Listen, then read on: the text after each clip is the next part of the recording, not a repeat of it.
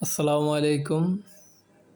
এটি বাংলাদেশের অন্যতম জনপ্রিয় একটি জায়গা, মাওয়া ফেরিঘাট। জীবনে অনেক নাম শুনেছি এই জায়গার, কিন্তু কখনো যাওয়া হয়নি। এবারই প্রথম আসলাম।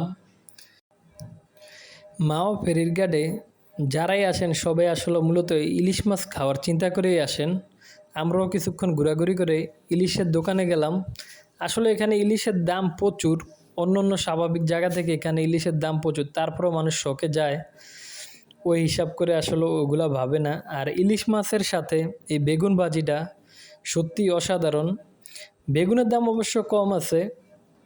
বেগুন ভাজি 20 টাকা করে প্রতি পিস। ইলিশ মাছ বেগুনের সাথে দোকানদাররা অনেক রকমের ভর্তাও দেয়। কেউ যদি মনে চায় ভর্তাও খেতে পারে। আমরা 2টা ইলিশ মাছ নিয়েছি। 2টা ইলিশ মাছ প্রায় 1000 টাকার মতো। যদিও তুলনামূলক দামটা একটু বেশি, কিন্তু মানুষ আসলে ঘুরতে গেলে এত কিছু ভাবে না, শখ করে আসলে এগুলা নিয়ে নেয়। তবে এখানের ইলিশ ভাজিটা, বেগুন ভাজিটা সত্যিই অসাধারণ। আমি ফার্স্ট টাইম গেলাম, এই ফার্স্ট এখানে গিয়ে আসলে ভালোই লাগলো।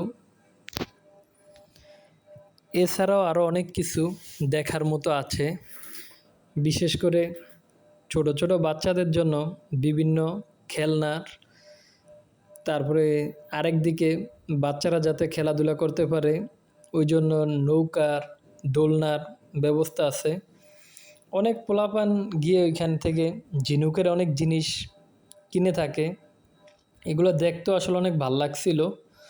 অনেক মানুষ ওইখানে ভিড় করতেছিল। এই দিকটা হচ্ছে গাড়ি পার্কিংয়ের জায়গা। গাড়িগুলো বিভিন্ন জায়গা থেকে সেখানেই রাখে। এখানে রেখে তারা তাদের মন মতো ঘোরাঘুরি করে আর কি। আসলেই খুব ভালো লাগলো মাওয়া ফেরিঘাটে।